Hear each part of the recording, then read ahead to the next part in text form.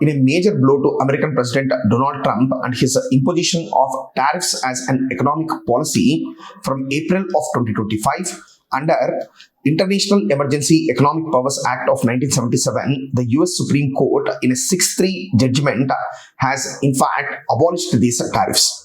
This is a major relief to most of the nations across the world, and along with that, the US Supreme Court has clearly stated that the power of imposing tariffs is squarely vested in the congressional authorities according to the American Constitution, and the presidential authority, which is an executive authority, do not have any right to impose such sweeping tariffs.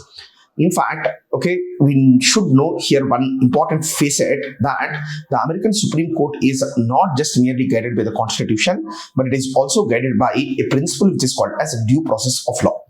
And according to the US Supreme Court, the powers which are vested in the hands of legislature should only be exercised by the legislature, and there should not be any executive overreach into these kind of powers.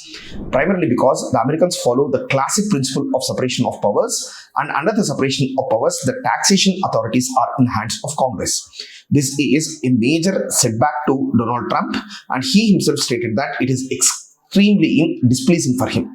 Then over and above that, it's not just this. Under Trump administration, the executive overreach has been in multiple fields with respect to the ICE authorities, which are cracking down on the immigrants in USA. And along with that, he is also threatening the states of USA, in fact, by stating that he wants to send the American military into the states in order to maintain law and order.